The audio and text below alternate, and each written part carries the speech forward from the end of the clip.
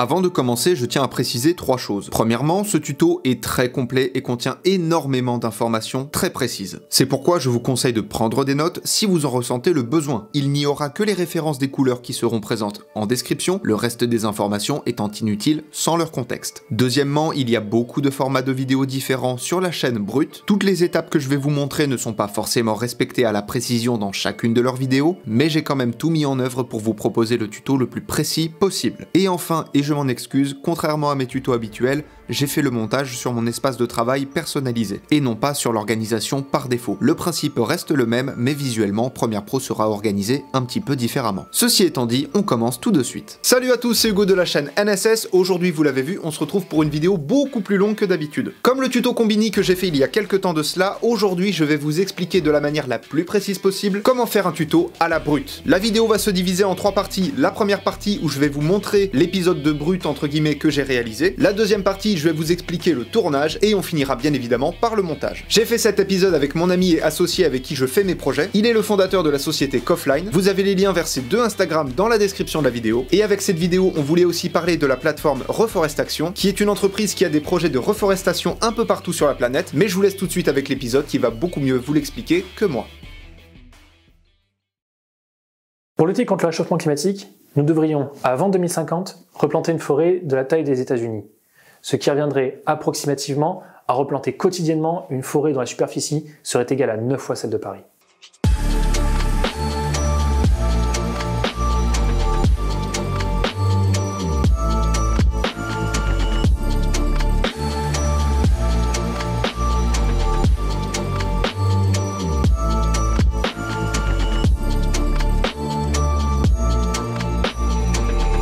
Aujourd'hui, Coffline replante des arbres. En effet, pour chaque projet que nous réalisons, par tranche de 100 € facturés, nous replantons un arbre. Vous pouvez visualiser combien vos projets ont permis de replanter d'arbres directement sur notre site, dans votre espace personnel. Nous avons fait le choix de compenser le fort impact environnemental de l'informatique en participant à des projets de reforestation.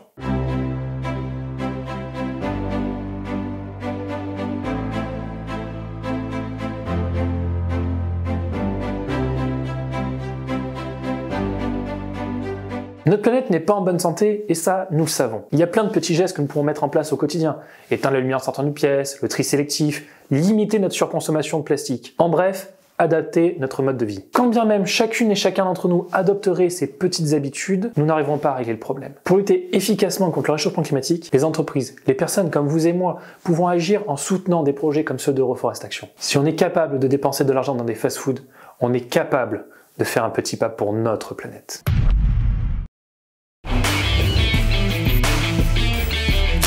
Pour ce qui est du tournage, qui est vraiment la partie la plus simple, vous allez pouvoir tourner sur à peu près ce que vous voulez, que ce soit un fond vert, ce qui a été mon cas, que ce soit devant un vrai décor, dans un bureau, dans une bibliothèque, etc. ou juste sur une toile de couleur comme on peut voir souvent chez Brut. Pour le cadrage, vous allez cadrer au niveau du buste, c'est-à-dire un peu plus large que moi actuellement, vous allez cadrer au moins jusqu'au nombril. Petit détail d'ailleurs sur lequel vous allez devoir faire attention, c'est la tenue. Si vous portez quelque chose de blanc, faites en sorte que ce ne soit pas trop clair, ni au tournage, ni au montage, puisque comme vous allez le voir quand on va aborder les sous-titres, comme les sous-titres sont impérativement en blanc, si on ne fait pas la différence par exemple entre une chemise et les sous-titres, ça va vraiment poser problème. Donc faites attention à ce que vous portez. En parlant, la personne devra regarder la caméra et pas le caméraman, et surtout n'importe quel sujet est bon à prendre. Comme vous allez le voir juste après, il y a plein de formats chez Brut, c'est pour ça que n'importe quel sujet s'adaptera. Voilà, ça c'est pour le tournage, pour la partie face cam, mais ce n'est pas la seule partie, et on va tout de suite passer sur Premiere Pro pour voir ce qu'il faut d'autre, et surtout comment faire un épisode à la brute sur Premiere Pro.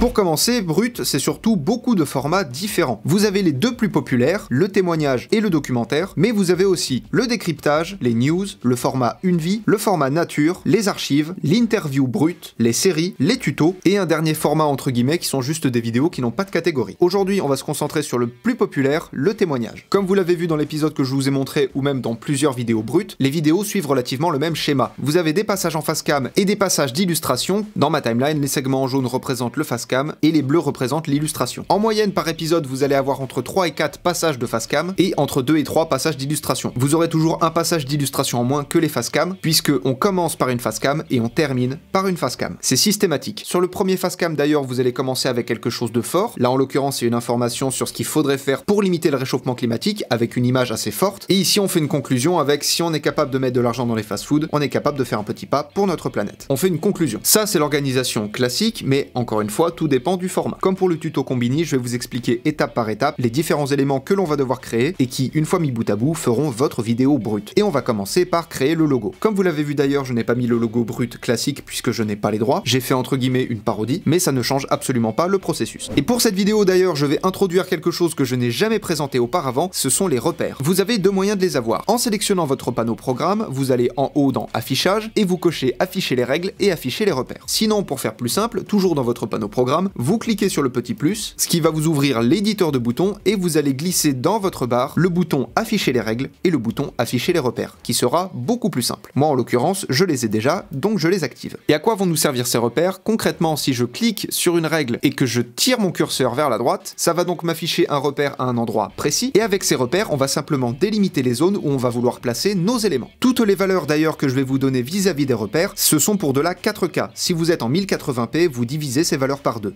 tout simplement. Donc pour placer notre logo, on va donc venir placer nos repères. Vous allez mettre un premier repère vertical, vous allez faire un clic droit dessus, modifier le repère, et dans position, vous allez rentrer la valeur que je vous donne à chaque fois. Et pour tous les repères, ce sera ça pour avoir quelque chose de très précis. Notez aussi que si vous voulez, vous pouvez changer la couleur du repère. Donc pour notre premier repère, vous allez rentrer 3595. Ensuite, on va faire deux repères horizontaux. Le premier aura une valeur de 293 et le deuxième une valeur de 60. Alors je ne mets pas un deuxième repère vertical pour fermer notre rectangle pour notre espace de logo, tout simplement parce qu'on n'aura pas le même logo vous et moi. Le logo brut original a un placement précis, mais si votre nom est plus long, il doit dépasser vers la gauche et pas vers la droite. Donc c'est pour ça que je ne mets pas de repère ici pour laisser de la place si le nom est trop long. Je vais venir zoomer un petit peu dans mon image pour avoir plus de facilité. Avec mon outil texte, je vais créer une zone de texte un peu plus grande que les repères, c'est juste pour que ce soit plus simple, et là vous allez taper le nom que vous voulez mettre. Moi en l'occurrence, je mets la dérivation que j'ai trouvée. Une fois que vous avez marqué votre texte, vous allez le sélectionner. Dans les options d'effet, vous allez développer le texte, et là on va venir choisir la police d'écriture. Alors la police d'écriture qu'on va utiliser, vous ne l'avez pas, c'est pourquoi je vous ai mis un lien en description pour pouvoir la télécharger. La police d'écriture que l'on va utiliser, c'est celle-ci. Alors je ne vous lis pas le nom parce que je vais dire n'importe quoi et je vais très mal le prononcer, mais c'est cette police d'écriture là, avec le réglage 65 médium. On va passer la taille de la police de 100 à 324, et on va passer la valeur d'approche, c'est ce logo là, de 0 à -5. Et à partir de là, vous reprenez votre outil sélection et vous allez venir caler le carré dans le coin inférieur droit des repères que vous avez créés. Voilà, et si je dézoome, notre logo est placé. C'est notre première étape. Alors je vous le dis, pour effacer les repères que vous avez faits, il ne suffit pas d'activer ou de désactiver les repères, puisqu'ils restent toujours là. Pour ça, vous allez dans Affichage, effacer les repères. Moi, je me suis créé un raccourci et je vous invite à le faire. Je vous mets une vidéo en haut de l'écran pour savoir comment personnaliser des raccourcis. Mais sinon, c'est ici, Affichage, effacer les repères. Ça, c'était notre première étape. Deuxième étape, on va venir placer une date. Si vous utilisez des vidéos qui datent un petit peu, il est très intéressant d'indiquer quand est-ce que ces vidéos ont été tournées. Personnellement, je ne l'ai pas mis dans mon extrait puisque je n'en ai pas eu la nécessité, mais je vais quand même vous donner toutes les informations nécessaires si vous voulez l'incorporer. Que ce soit juste une année ou une date complète. Petite précision d'ailleurs, si vous affichez une date, c'est uniquement sur les passages de face cam. Toujours avec nos repères, on va venir placer un premier repère vertical avec une valeur de 240, un repère horizontal avec une valeur de 230, et un deuxième repère horizontal avec une valeur de 60. Comme pour le logo, pas besoin d'en mettre un quatrième. Je vais venir zoomer dans mon image à nouveau, je crée une zone de texte toujours un peu plus grande, et par exemple, je vais taper 2020. Comme on le voit dans les options d'effet, ma police d'écriture est restée à 324. Si votre texte n'apparaît pas, c'est parce que votre zone de texte est trop petite vis-à-vis de la taille de la police d'écriture. Donc agrandissez votre zone et là votre texte réapparaîtra. Pour la taille de notre date, on va taper 242 et avec notre outil sélection, toujours pareil, on va venir le replacer. Et là, c'est la première lettre que l'on va venir caler juste au bord. Voilà, et là on a notre date qui est placée. Tout du moins, on a notre année qui est placée. Si on veut mettre une date, ça va être quelque chose d'un peu différent. Si je veux mettre une date complète, je vais modifier le repère du haut et le passer de 60 à 57. Le repère du bas, je le modifie et je le passe de 232 à 290. Et le repère vertical, je le modifie de 240 à 248. Oui, c'est très précis. Et pour notre date, alors que vous mettiez le jour, le mois et l'année, ou juste le mois et l'année, c'est les mêmes paramètres. Je vais rentrer ma date d'anniversaire par exemple. Pour le mois, vous n'allez mettre que les 3 premières lettres suivies d'un point, et les 3 lettres devront être en majuscule. C'est très important. Vous sélectionnez votre texte, vous allez passer la taille de la police à 139, vous changez la valeur d'approche et vous la mettez à 2, et vous allez changer la valeur de l'interligne, c'est ce logo là et la passer de 0 à -34. Et après ça, vous venez replacer votre date vis-à-vis des repères. Et si on regarde, j'ai ma date qui est bien placée. Ensuite, je vais venir mettre en bas à gauche les fameuses phrases clés que l'on peut voir dans les vidéos brutes. On commence toujours par placer nos repères et là, il va y en avoir un petit peu plus que d'habitude. On en fait un premier vertical avec une valeur de 180, un deuxième vertical avec une valeur de 2200. C'est vraiment la limite des phrases, elles ne doivent absolument pas aller plus loin que ça. Et là, on va faire 4 repères horizontaux puisqu'on peut empiler maximum 4 phrases dans les phrases clés. Donc on va faire un premier repère à 2060, un deuxième repère à 1873, un troisième repère à 1688 et un dernier repère à 1504. Et chaque phrase va reposer sur ces lignes-là. Ces fameuses phrases clés sont d'ailleurs uniquement sur les passages d'illustration, donc la date qui, elle, est uniquement sur les passages de facecam n'a rien à faire ici. Je zoome un petit peu pour mieux vous montrer. Maintenant, on va venir créer une zone de texte pour marquer une phrase, et chaque phrase doit être indépendante, puisque après, on va voir comment les animer une à une. Donc je vais déjà marquer un premier bout de ma phrase, je le sélectionne, je vais rentrer la taille de police 200, et parfois dans les vidéos brutes, vous verrez que des termes sont plus gros. À ce moment-là, vous sélectionnez le terme en question, et vous passez sa police d'écriture de 200 à 240, mais ça ne change rien les repères. Je viens placer correctement ma phrase vis-à-vis du repère vertical à gauche et vis-à-vis du repère du bas, et je vais venir dupliquer ma phrase. Donc pour ça, dans votre timeline, vous faites Alt enfoncé, clic enfoncé sur votre texte, vous levez votre texte, vous relâchez le clic et vous relâchez Alt. C'est très important de le faire dans cet ordre-là. Personnellement, je le duplique jusqu'à avoir 4 textes. Ensuite, je vais venir replacer mes textes correctement et modifier les phrases pour avoir quelque chose de cohérent.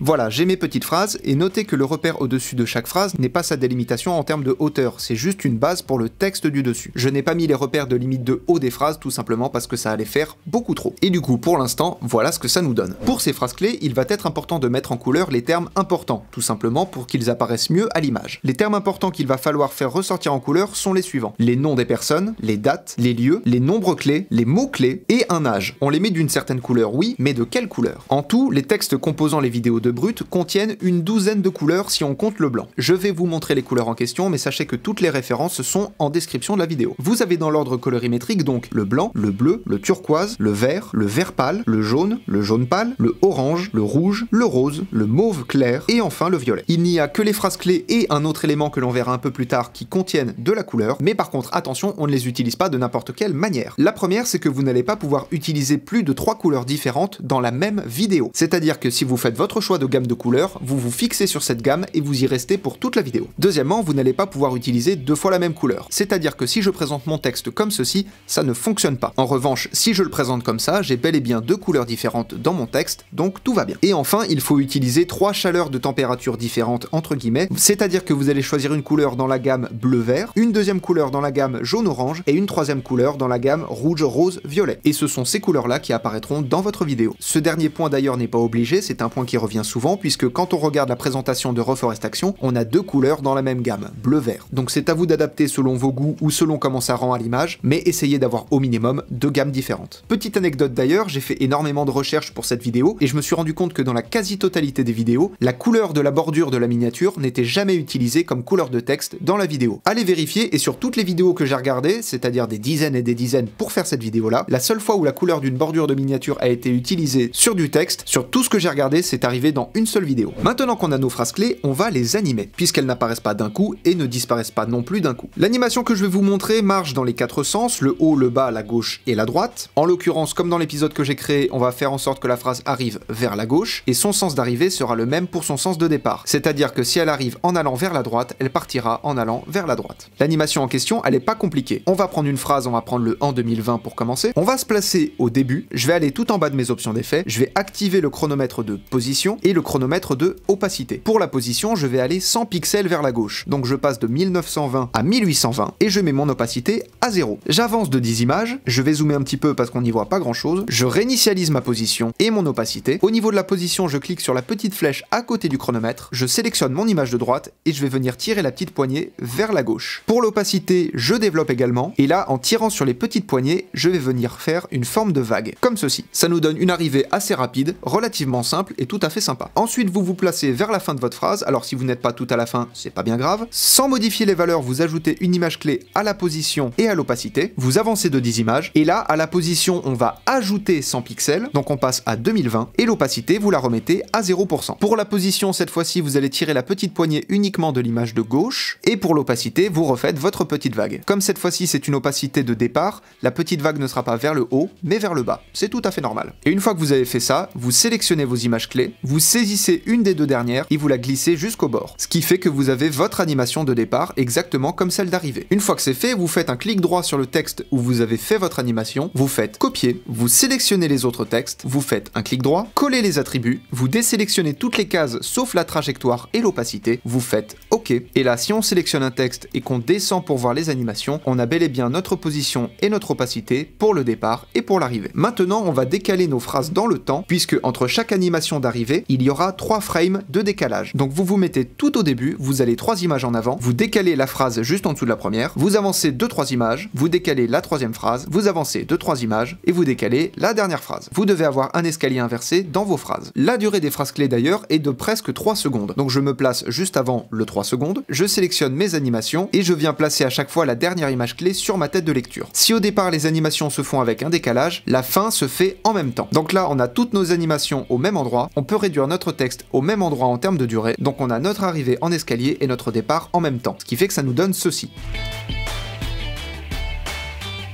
Tout simplement. Et comme je vous l'ai dit au début, là le texte arrive de la gauche et repart vers la droite, mais ça marche dans tous les sens. Vers le haut, le bas, la gauche et la droite. Maintenant ce que l'on va faire, c'est venir recréer cette animation de texte qui indique le nom de la personne ainsi que sa profession avec une petite animation de flèche. Pour commencer, on va venir mettre le nom et la profession. Et pour ça, on va mettre des repères. Un premier repère vertical avec une valeur de 192, un repère horizontal avec une valeur de 1355, et ensuite un deuxième repère horizontal avec une valeur de 1512. Ça c'est notre espace pour le nom de la personne. On va venir en même temps délimiter l'espace pour la profession. On va donc mettre un premier repère avec une valeur de 1540 et un deuxième repère avec une valeur de 1620. Voilà, là on a nos deux espaces. Je vais venir zoomer un petit peu. Ensuite, on va générer une première zone de texte pour le nom de la personne, toujours avec la même police d'écriture bien évidemment. On va régler la taille de la police à 211 et on va régler l'approche à -3. Vous pouvez placer votre nom, donc vous prenez toujours en référence le repère vertical de gauche et le repère horizontal du bas, et je vais venir mettre le nom et le prénom en couleur, et comme vous avez déjà choisi votre gamme de couleurs, vous devez choisir dans ces 3 couleurs. Personnellement, je vais prendre du jaune. Ensuite, vous créez une zone de texte, cette fois-ci pour la profession. Alors comme juste avant, on avait réglé la taille de la police d'écriture ainsi que la couleur, ça va nous poser quelques problèmes qu'on va venir régler immédiatement. Donc dans vos options d'effet, vous remettez la couleur en blanc, et vous passez la taille de la police d'écriture de 211 à 106. Et vous passez la valeur d'approche de -3 à -4. Oui, c'est du détail, mais le détail, ça compte. Je finis de marquer ce que je voulais marquer, et je viens replacer mon texte, comme d'habitude. Vous sélectionnez le nom et le prénom, vous faites clic droit, imbriquer, OK, et on va s'en servir plus tard. Sur un épisode de Brut, je vais me placer juste avant le début de l'animation de la flèche, je raccourcis mon rush, je me mets ensuite à la fin de l'animation, voilà, donc là j'ai uniquement le rush avec l'animation, je sélectionne ce rush, je prends l'outil plume de l'effet opacité, et je vais venir faire un masque autour de la flèche. Et je vais venir placer ce rush au-dessus. Ensuite, dans les effets, je vais taper Ultra Key, je glisse l'effet sur l'animation de flèche. Avec la petite pipette, je vais sélectionner la couleur que je veux enlever. Et après, comme pour un fond vert, je vous mets un lien vidéo en haut d'ailleurs, vous allez venir faire des réglages pour rendre votre masque plus propre. Alors vous le remarquerez, par chance, la flèche était de la même couleur que le texte, mais si vous voulez modifier la couleur, vous allez imbriquer votre animation, donc clic droit, imbriquer, OK. Dans votre fenêtre effet, vous tapez Méta, vous avez l'effet métamorphose de couleur que vous glissez-déposez sur votre flèche. J'avais d'ailleurs expliqué le fonctionnement de cet effet dans un tuto qui s'affiche en haut de l'écran. Avec la pipette de source, vous sélectionnez donc le jaune de la flèche. Dans le A, vous rentrez la couleur que vous souhaitez. Je vais rentrer la référence du violet. Et vous passez le paramètre modifié de teinte à teinte, luminosité et saturation. Et vous avez votre flèche qui a changé de couleur. Maintenant, pour ce qui est de l'animation de votre texte, dans votre fenêtre effet, vous allez taper transformation. Vous glissez-déposez l'effet sur la séquence imbriquée de notre texte justement. Vous allez passer l'angle d'obturateur de 0 à 180, ce qui va nous permettre d'avoir du flou de mouvement. Vous vous placez tout au début de la séquence et vous allez sortir votre texte vers la droite. Ensuite, vous activez le chronomètre de position pour justement avoir une image clé avec la position en dehors du cadre. Vous avancez de 6 images et vous réinitialisez la position. Ensuite, vous avancez de 4 images et c'est à cet endroit-là que va débuter l'animation de votre flèche. Ensuite, vous vous placez à la toute fin de l'animation de la flèche en question. Vous avancez de 4 images, vous sélectionnez votre texte, vous créez à nouveau un point clé avec donc la même valeur. Vous avancez de 4 images et là, vous sortez votre texte cette fois-ci vers la gauche. Et là, vous avez donc votre animation de texte et de flèche qui présente votre personnage. Vous avez l'arrivée et vous avez la fin. Dans les moments de facecam, vous allez avoir aussi une petite animation en dessous du logo brut. Et c'est ce qu'on va venir créer maintenant. Et on va commencer bien évidemment par placer des repères. On va placer un premier repère vertical avec une valeur de 2945. On va en placer un deuxième avec une valeur de 3595. Ensuite, on en place un horizontal avec une valeur de 310. Et enfin, un dernier avec une valeur de 400. Je vais zoomer dans mon image, ce sera plus simple. On va ensuite venir générer une zone de texte. On va taper un point suivi du mot en majuscule original. Vous sélectionnez les lettres, vous augmentez la taille à 122 et vous mettez l'approche à 21. Et ensuite, vous sélectionnez juste le point, vous passez sa taille à 324 et vous passez son approche à 62, ce qui va créer un écart entre le point et le mot. Et ensuite, vous le placez dans les repères. Ce qui nous donne ceci. Notez d'ailleurs que les deux points font la même taille et que le mot original apparaîtra uniquement sur les phases de facecam. Une fois que c'est fait, on va venir créer la petite animation qui le caractérise. Pour ça, dans votre fenêtre effet, vous allez taper recadrage et vous glissez déposer l'effet sur votre texte. Vous vous placez au tout début, vous activez le chronomètre de droite et vous rentrez la valeur 21,5, ce qui fait que vous n'aurez plus que le point. Et là, on va donc créer notre animation étape par étape et encore une fois, les informations sont très précises. Donc une fois que vous êtes ici, vous avancez de 8 images, vous passez la valeur à 100, ensuite vous avancez de 7 images, vous repassez la valeur à 21,5, vous avancez de 7 images, vous rentrez 18,9, vous avancez de 2 images, vous mettez 16,7, vous avancez d'une image, vous mettez 15,8, vous avancez d'une image, vous mettez 13,4, vous avancez de 2 images, vous mettez 12,5, vous avancez d'une image, vous mettez 10,4, je vais zoomer un petit peu pour mieux voir ce que je fais, vous avancez d'une image, vous rentrez 8, vous avancez de 2 images et vous tapez 0. Une fois que vous avez fait tout ça, vous sélectionnez vos images clés, vous faites un clic droit et vous passez de linéaire à par palier. C'est simplement pour faire en sorte que la valeur change pile au moment où vous atteignez l'image clé et qu'il n'y ait pas de mouvement progressif. Et donc vous avez déjà une petite animation. Une fois que vous avez fait cette petite animation, vous faites un cut à la dernière image clé, vous laissez entre 15 et 20 secondes de vidéo où la mention originale sera à l'écran. Après, bien évidemment, vous adaptez selon la longueur de votre rush et surtout selon la longueur de votre facecam. Et une fois que ces 15-20 secondes sont écoulées, on va faire l'animation inverse. On va donc faire disparaître les lettres une par une pour avoir notre animation finale. Donc au début de l'animation de départ, vous rentrez la valeur 8, vous avancez de 2 images, ensuite 10,4, vous avancez d'une image, vous rentrez 12,5, vous avancez d'une image, vous rentrez 13,4, vous avancez de 2 images, vous mettez 15,8, vous avancez d'une image, vous mettez 16,7, vous avancez d'une image, vous mettez 18,9, vous avancez de 2 images, vous mettez 21,5, vous avancez de 5 images, vous mettez 100, vous avancez de 7 images, vous remettez 21,5, vous avancez de 8 images et vous remettez une dernière fois à 100. Ce qui fait que vous avez votre animation de départ. Et une fois que cette animation est terminée, vous pouvez également refaire un cut, et avant de remettre à nouveau cette animation, il faudra laisser à peu près 1,5 seconde de battement. Encore une fois, comme je vous ai dit, la durée d'apparition à l'image est vraiment à régler en fonction de la taille de votre rush. Si votre rush est vraiment très long, vous aurez plusieurs fois l'animation de la mention originale, et si le rush est un peu trop court, vous réduisez tout simplement son temps à l'image. C'est aussi simple que ça. Maintenant, on va parler de quelque chose d'important, et je vais reparler de ce que j'ai dit en début de vidéo. Faites attention à votre tenue. Comme les sous-titres sont en blanc et uniquement en blanc, peu importe la vidéo, il faut faire attention à ce que vous ne portiez pas quelque chose de trop clair pour pas que les sous-titres se confondent avec la tenue. Ça a failli être mon cas pour moi, mais j'ai réussi à rattraper ça. Pour les sous-titres, on va bien évidemment commencer par mettre des repères. Un premier repère vertical avec une valeur de 1075. Un deuxième repère vertical avec une valeur de 2764. Et là, on va mettre 4 repères horizontaux. Vous allez comprendre pourquoi juste après. Un premier avec une valeur de 2049. Un deuxième avec une valeur de 1969. Un troisième avec une valeur de 1905 et un dernier avec une valeur de 1829. Je vais venir zoomer un petit peu. Ce que je suis en train de faire, c'est de délimiter le haut et le bas de chaque phrase, puisque là, les sous-titres, contrairement aux phrases clés, seront en un seul et même texte. Donc il est important de savoir où se trouve le bas et où se trouve le haut. Je viens créer une zone de texte, alors qui peut faire toute la largeur de mon image, c'est pas très grave. Au contraire, ça vous aidera pour faire des retours à la ligne. Je vais marquer un texte, mais alors juste avant, on va régler ce problème de taille d'écriture. Dans vos options d'effets, vous passez la taille à 138, vous réglez l'approche à 6 et l'interligne à -26. Je marque une phrase.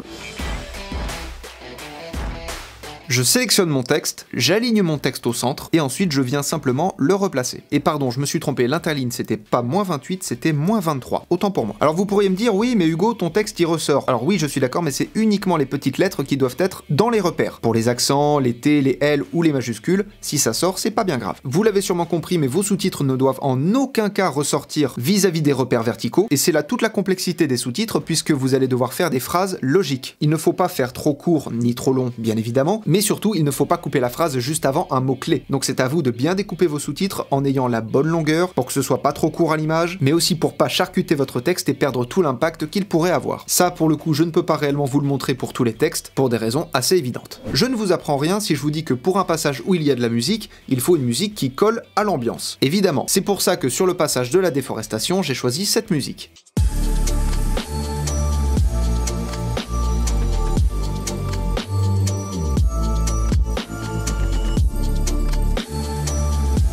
C'est une musique un peu pesante, un peu dramatique, on sent qu'il y a de l'enjeu, ça colle bien. Puisque si j'avais mis la même musique que celle que j'ai utilisée sur le passage de reforestation, pour le coup, ça ne marche pas du tout.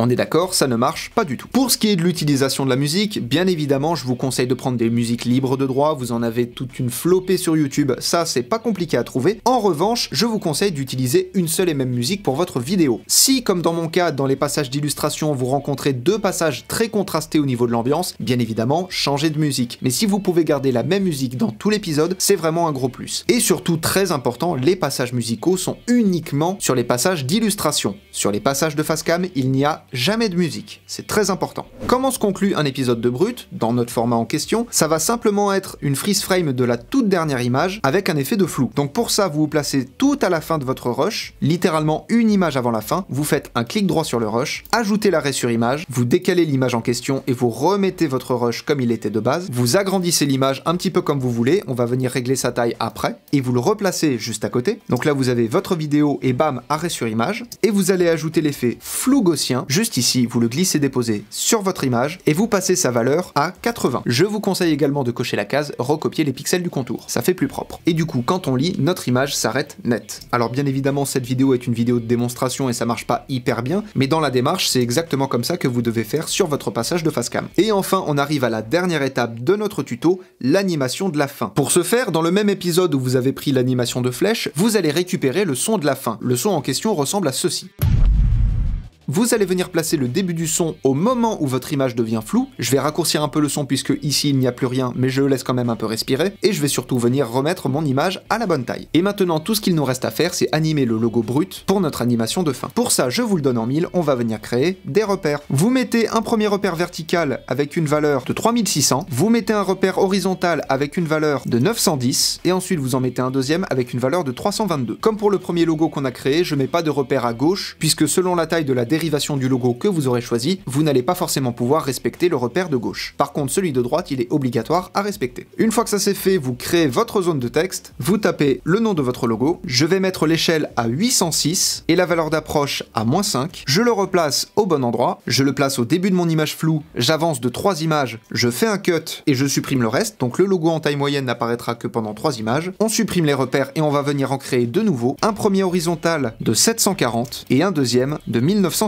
Là, je ne mets pas de repère ni à gauche ni à droite, puisque le but, ça va simplement être de venir centrer notre logo. Et bien évidemment, s'il est trop long, ne faites pas attention au repère du haut. Contentez-vous juste d'être dans le cadre avec le repère du bas, ce sera déjà ça. Mais sinon, vous créez votre zone de texte. Je sélectionne mon texte, je vais augmenter son échelle à 150 et passer la taille de la police à 1110. Si vous vous demandez pourquoi j'ai augmenté l'échelle et pas juste la taille de la police d'écriture, c'est parce que j'avais pas assez juste avec la police d'écriture. J'étais obligé de rajouter avec l'échelle. Ensuite, vous placez donc votre texte, vous mettez au début de celui-ci, dans votre fenêtre effet, vous allez taper recadrage, vous glissez-déposez l'effet sur votre texte, bien évidemment, vous activez le chronomètre du paramètre de droite, vous avancez de 2 images, vous déplacez votre recadrage pour cacher le point, vous avancez de 2 images, vous déplacez la barre pour cacher le H, en l'occurrence moi c'est un H mais vous faites lettre par lettre, vous avancez de 3 images, vous cachez le U, vous avancez de 3 images, vous cachez le R, vous avancez de 3 images, vous cachez le B, vous sélectionnez vos images clés, vous faites clic droit, vous passez de linéaire à par palier, palier. Vous pouvez supprimer ce qu'il y a après, ce n'est pas important, et vous avez votre animation de fin. Voilà, le tuto était assez long, je m'en excuse, mais comme pour le tuto Combini, il y a plein de choses à voir, plein de choses à créer. Les émissions comme Brut, Combini ne sont pas faites au hasard, il y a des règles à respecter, mais maintenant vous avez tout ce qu'il faut pour créer votre propre épisode de Brut de la manière la plus réaliste possible. Comme je vous l'ai dit au début, et vous l'avez bien vu pendant le tuto, ce tuto est très complet, il contient énormément d'informations, donc c'est vraiment très important de repasser certains passages s'il y a des choses que vous n'avez pas bien comprises. De toute façon, si vous avez des questions, les commentaires sont faits pour ça. En description, vous avez les liens vers mes comptes Instagram et encore une fois vers ceux de Coffline. Cette vidéo n'est d'ailleurs pas un partenariat avec Reforest Action, mais je vous invite à aller faire un tour sur leur site, c'est toujours bon à prendre. Apprenez, utilisez et progressez dans vos montages. La plateforme pour me soutenir est toujours dans la description de la vidéo. Je vous fais des bisous et à plus.